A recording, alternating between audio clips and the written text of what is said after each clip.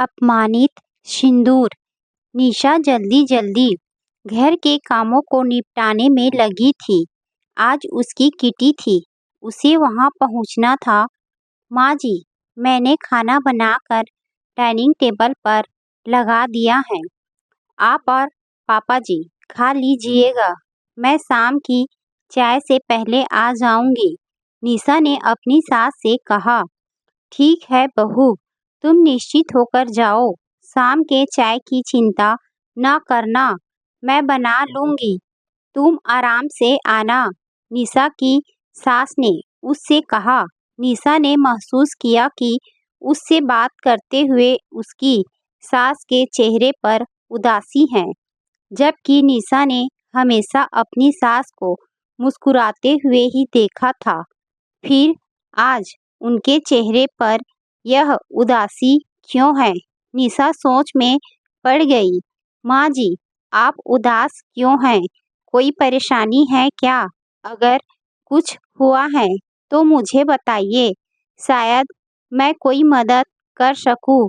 निशा ने चिंता जाहिर करते हुए पूछा।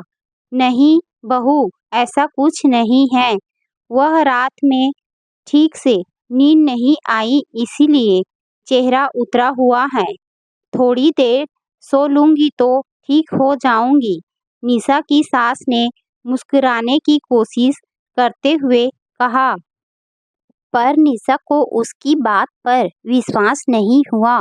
फिर भी उसने बात को आगे नहीं बढ़ाया और तैयार होकर किटी पार्टी में चली गई। किटी में सभी सहेलियां अपने पति के प्रेम और विश्वास पर बात करती रही। निशा ने कहा, जब हम किसी से प्रेम करते हैं तो उस पर विश्वास हो ही जाता है, क्योंकि प्रेम और विश्वास एक दूसरे के पूरक हैं। मैं तेरी इस बात से पूरी तरह सहमत नहीं हूँ। कभी प्रेम में अति विश्वास घातक सिद्ध हो सकता है।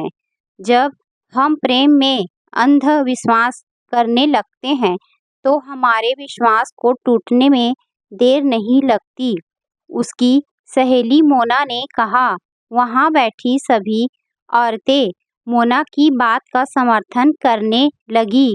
उन्होंने कहा कि प्रेम करना और अपने प्रेमी पर विश्वास करना ठीक है, पर अंधविश्वास नहीं करना चाहिए। वह व्यक्ति हमारे पति ही क्यों न हो। मैं तुम लोगों की बातों से सहमत नहीं हूँ। मैं अपने पति से प्रेम भी करती हूँ और विश्वास भी, क्योंकि मुझे पता है कि वह भी मुझे प्यार करते हैं, और इस जन्म में तो क्या वह हर जन्म में मुझसे ही प्यार करेंगे। मेरी मांग का सिंदूर और मेरा श्रृंगार इसका प्रतीक है। मैं दूसरी औरतों की तरह नहीं हूँ, जिनके पति उनके साथ विश्वासघात करते हैं और वह तब भी उनके नाम का श्रृंगार करके चेहरे पर झूठी मुस्कान लिए फिरती हैं। मैं ऐसा दिखावा कभी नहीं कर सकती।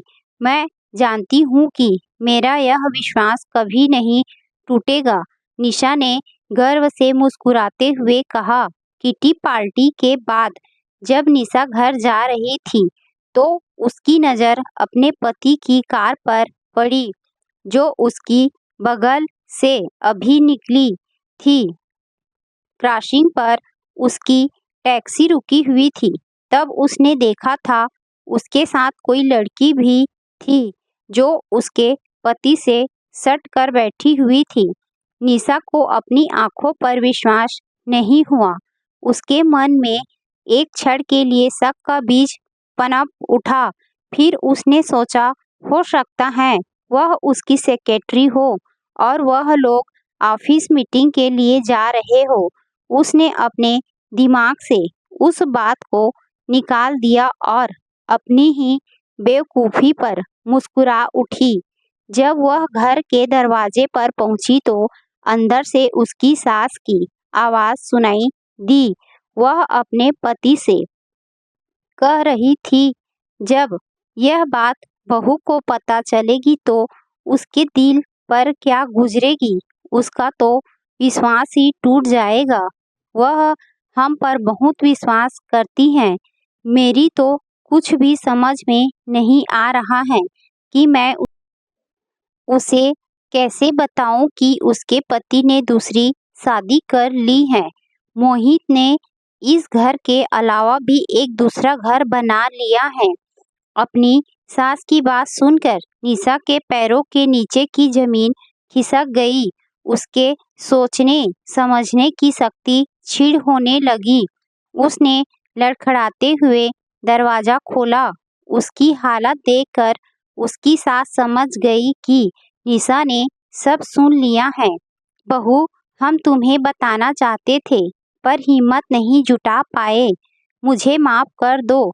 मुझे अपने बेटे से ऐसी उम्मीद नहीं थी। निशा की सास ने दुखी होकर कहा, माँ जी, यह बात आपको पता था, फिर भी आपने मुझे नहीं बताया, धोखे में रखा। आपने ऐसा क्यों किया? निशा ने रोते हुए पूछा। बहू, मुझे कल ही पता चला है। तब से मैं यही सोच रही थी कि मैं तुम्हें कैसे बताऊं। निशा की सास ने कहा, माँ जी, इसमें सोचने वाली क्या बात थी? आपको मुझे बता देना चाहिए था। आपने मेरा विश्वास तोड़ा है, जबकि आप मुझसे कहती थी कि आप मुझे अपनी बेटी मानती हैं, पर ऐसा नहीं है। मैं सिर्फ बहू हूँ, बेटी नहीं। आपको सब पहले से पता था कि आपके बेटे ने दूसरी शादी कर ली है। निशा ने व्यंग से मुस्कुराते हुए कहा, बहू, तुम मुझे दोषी करार नहीं दे सकती।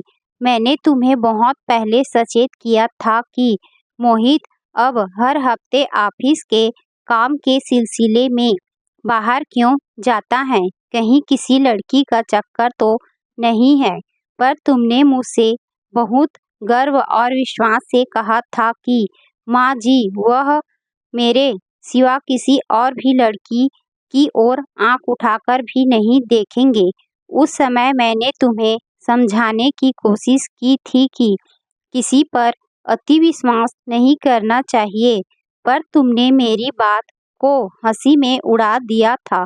अपने पति पर विश्वास करना ठीक है, पर उसकी गतिविधियों पर नज़र भी रखना चाहिए। अपने साज श्रृंगार से उसे रिझाना चाहिए। तुमने ऐसा करना छोड़ दिया। तुम यह समझती रही कि शादी के 15 साल बाद अब उसकी क्या जरूरत है, पर शायद तुम यह भूल गई कि पति को हमेशा खुश रखने के लिए समय समय पर अपने प्रेम को जताना पड़ता है, जबकि तुमने ऐसा नहीं किया। इसलिए तुम्हारा पति किसी और के रूप पर मोहित हो गया। निशा की सास ने गंभीरता से कहा। निशा ने कोई जवाब नहीं दिया। उसे कुछ समझ नहीं आ रहा था कि वो क्या जवाब दे। वो अपनी सास की बात सुनकर मन ही मन सोचने लगी, क्या पति पत्नी का रिश्ता सिर्फ शारीरिक आकर्षण में बंधा होता है? पत्नी की सुंदरता जब तक बरकरार है तभी तक वो पति के दिल की मल्लिका है। जहाँ उसका सौंदर्य ढलने लगा तो पति का प्यार भी खत्म हो गया। लेकिन सुंदरता सिर्फ पत्नी की ही नहीं ढलती, पति भी तो उम्र के साथ पहले जैसा जवान नहीं रहते। लेकिन पत्नी को तो पति में कोई कमी नहीं दिखाई देती। वो तो पहले से ज्यादा पति को प्यार करने लगती हैं। वो पति पर अपना सर्वस्व न्यौछावर कर देने को तत्पर रहती हैं। अगर पति पत्नी का रिश्ता सिर्फ शारीरिक आकर्षण पर टिका है तो पति के नाम पर किया गया दिखावे का श्रृंगार किस काम का, जब पति ने उसके हिस्से का सिंदूर उसकी मांग से नोचकर किसी और की मांग में सजा दिया, तो फिर उस अपमानित सिंदूर को मांग में सजाने का क्या मतलब है? ये तो एक पति की मर्यादा और उसके प्यार का अपमान है। जब पति ने पत्नी के स्वाभिमान और आत्मविश्वास को अपनी वासना की आग में जला डाला, तो फिर ऐसे झूठे रिश्ते में बंधे रहने का कोई मतलब नहीं है। निशा ये सोच ही रही थी कि उसका फोन बज उठा। फोन उसकी किटी की सहेली का था। निशा ने लंबी सांस लेकर फोन ऑन किया। उधर से आवाज आई, निशा, मुझे तुम्हें कुछ बताना है, लेकिन पहले तुम अपने दिल को मजबूत कर लो। निशा की सहेली ने गंभीर लहजे में कहा, क्या बात है रमा, तुम ऐसा क्यों कह रही हो? निशा ने गंभीर लहजे में पूछा। वो रमा की बात का मतलब समझ गई थी, लेकिन उसने अनजान बनते हुए पूछा, निशा, मैंने तुम्हारे पति को किसी और औरत के साथ देखा है। वो औरत बहुत ही सुंदर और जवान है। शायद तुम्हारे पति ने उससे शादी कर ली है। तुम्हें तो अपने पति के प्यार पर बहुत ही भरोसा था, पर तुम्हारे पति ने तुम्हारा भरोसा तोड़ दिया है। ये बात झूठ नहीं है, बिल्कुल सही है। जिस लड़की से तुम्हारे पति ने शादी की है, वो मेरी दूर की रिश्तेदार हैं। उस लड़की के चंगुल से तुम्हारे पति का छूटना मुश्किल ही नहीं, नामुमकिन है, क्योंकि वो लड़की बहुत ही लालची और घमंडी है। उसने अपने रूप जाल में तुम्हारे पति को फंसा लिया है। अब तुम क्या करोगी? क्या अपने घर में अपनी सौतन को बर्दाश्त कर सकोगी, या अपने पति का घर छोड़कर चली जाओगी? ये तुम्हारे अंधविश्वास के कारण हुआ है। अगर तुमने अपने पति को अपने प्यार और आकर्षण में बांध रखा होता, तो तुम्हारा पति तुम्हें छोड़कर नहीं जाता।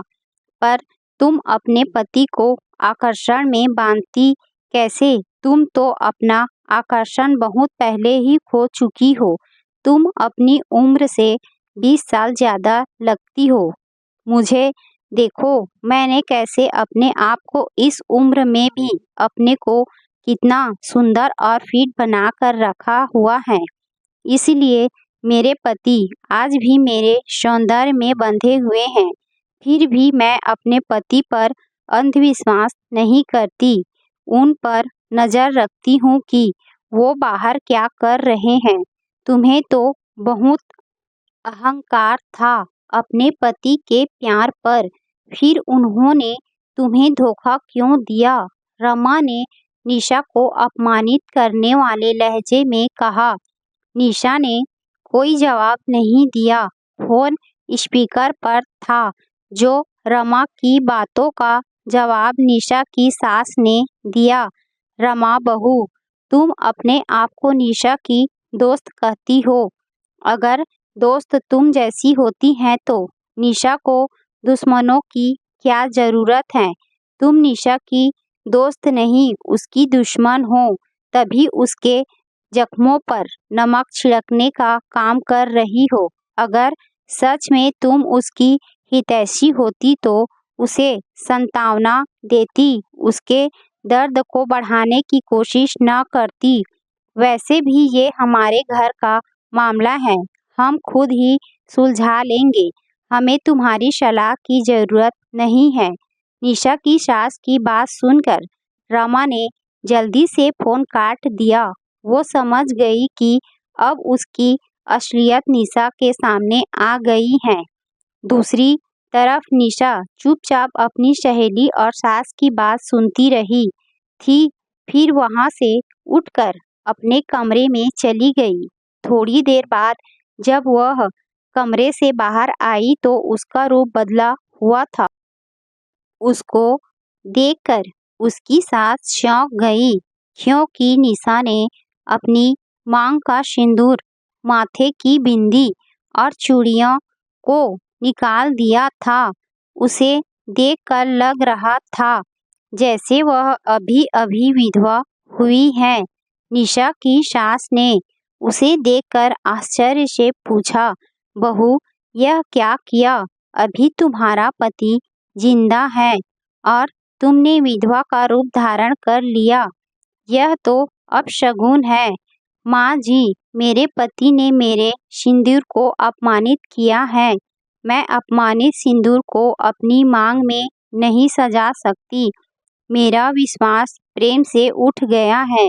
आज मेरा स्वाभिमान चूर चूर हो गया है। मैं उन पत्नियों की तरह नहीं हूँ जो झूठ का मुखौटा लगाकर जीती हैं। जब मेरा पति मेरा नहीं रहा, उसने मेरे विश्वास को तोड़ दिया, तो मैंने भी उस झूठे श्रृंगार के बंधन को उतार कर आज फेंक दिया। अब इसी रूप में मैं रहूंगी। यदि आपको कोई एतराज है तो मैं यह घर छोड़कर जा सकती हूँ, निशा ने दृढ़ता से जवाब दिया। तभी उसके ससुर ने कहा, निशा, तुम आज से इसी तरह हमारे साथ अपने घर में रहोगी। निशा ने आज पहली बार अपने ससुर के जबान से अपना नाम सुना। उसने चौंक कर उनकी तरफ देखा। वह निशा के सवालिया निगाहों को समझ गए। उन्होंने मुस्कुराते हुए कहा, आज से तुम हमारी बहू नहीं, बेटी हो। बेटियों को तो उनके नाम से ही पुकारा जाता है। अपने पति की बात सुनकर निशा की सास के चेहरे पर भी समर्थन के भाव दिखाई दिए। पापा जी, कहकर निशा अपने ससुर से लिपट गई। पापा जी नहीं, सिर्फ पापा कहो बेटी, निशा के ससुर ने मुस्कुराते हुए कहा। हाँ, और मुझे मम्मी कहो। आज से तुम हमारी बहू नहीं, बेटी हो। निशा की सास ने भी मुस्कुराकर कहा, ठीक है मम्मी पापा, जो आप लोगों की आज्ञा। निशा ने भी अदब से सिर झुकाकर गंभीर लहजे में कहा। निशा को ऐसा करते देखकर उसके सास ससुर ठहाका मारकर हंस पड़े। निशा ने भी उनका साथ दिया। तभी निशा की नज़र दरवाजे पर ठहर गई। फिर अचानक उसकी हंसी पर ब्रेक लग गया। उसी समय निशा के ससुर ने भी दरवाजे की ओर देखा तो वह उनका बेटा मोहित खड़ा हुआ था। अपने बेटे को देखकर निशा के ससुर का चेहरा कठोर हो गया। मोहित जैसे ही घर के अंदर दाखिल हुआ, उसके पापा ने कठोर शब्दों में कहा, मोहित, वहीं रुक जाओ। अब तुम इस घर में नहीं रह सकते। ये आप क्या कह रहे हैं? ये घर मेरा भी है। मोहित ने अचंभित होकर कहा, ये घर तुम्हारा था, अब नहीं है। ये घर मेरा है और यहाँ तुम नहीं रह सकते। मोहित के पापा ने कठोर शब्दों में जवाब दिया, तुम्हारे पापा ठीक कह रहे हैं। तुमने हमारे संस्कारों को गाली दी है। एक पत्नी के रहते हुए तुमने दूसरी शादी कर ली। तुमने एक बार भी निशा के बारे में नहीं सोचा, उसका क्या होगा, उसके दिल पर क्या बीतेगी। तुमने हमारे बारे में नहीं सोचा तो हम तुम्हारे बारे में क्यों सोचे। अब इस घर के दरवाजे तुम्हारे लिए हमेशा हमेशा के लिए बंद हो गए हैं। ये घर अब निशा का है और निशा जिसे चाहेगी वही यहाँ रह सकता है। और जहाँ तक मैं निशा को जानता हूँ, वो कभी नहीं चाहेगी कि वो व्यक्ति यहाँ रहे जिसने उसके प्यार और सिंदूर को अपमानित किया है। मोहित की मम्मी ने भी गंभीर लहजे में अपना फैसला सुना दिया। अपने मम्मी पापा की बात सुनकर मोहित ने एक नज़र निशा पर डाली।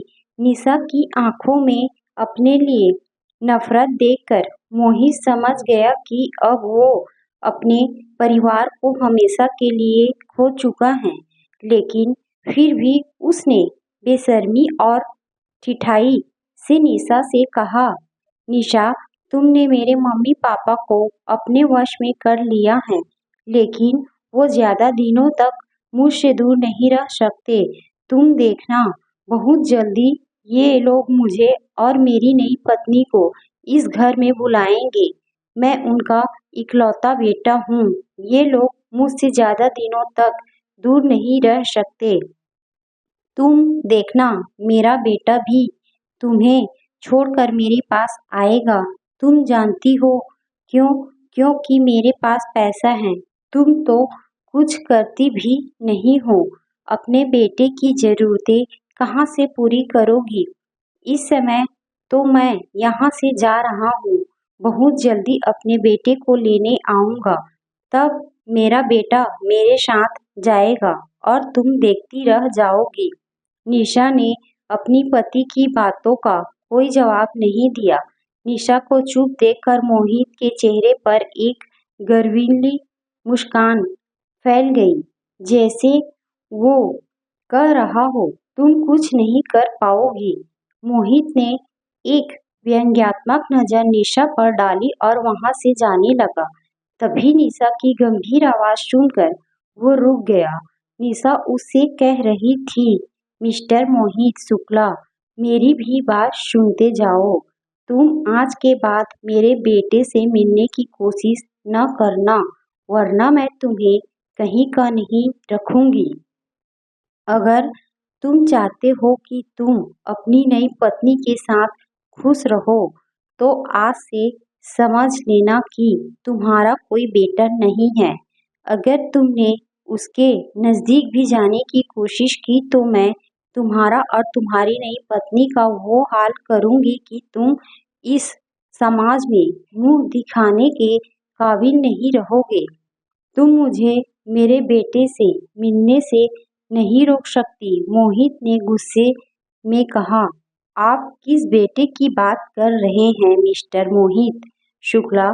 तभी वहां एक गंभीर आवाज सुनाई दी।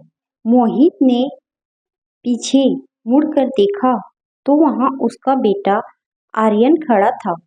उसके चेहरे पर मोहित के लिए नफरत के भाव थे। अपने बेटे की आंखों में अपने लिए घृणा देखकर मोहित कांप गया, क्योंकि उसकी योजना पर पानी फिर गया था। मिस्टर मोहित शुक्ला, मैं आपका नहीं अपनी माँ का बेटा हूँ। मैं आपको अपना पिता मानता ही नहीं, इसलिए आज के बाद आप मुझसे मिलने की कोशिश न कीजिएगा। जो व्यक्ति वासना का पुजारी होता है, वो न तो किसी का बेटा होता है, न ही पति और न ही पिता। इसीलिए आप यहाँ से जा सकते हैं। आपकी सुंदर पत्नी आपका इंतजार कर रही होगी। आर्यन ने नफरत से मोहित को देखते हुए कहा। मोहित अपने बेटे की इतनी कड़वी बातें सुनकर शर्म से पानी पानी हो गया। उसने आशा भरी निगाहों से अपने माता पिता की ओर देखा, पर उनके चेहरों पर भी कठोरता दिखाई दी। मोहित ने एक असहाय सी नजर सब पर डाली और एक हारे हुए जुआरी की तरह थके कदमों से घर से बाहर निकल गया। निशा अपने बेटे से लिपटकर फूट फूट कर रो पड़ी, पर ये आंसू दुख के नहीं, खुशी के थे। आज उसके बेटे ने अपनी माँ के स्वाभिमान की रक्षा जो की थी,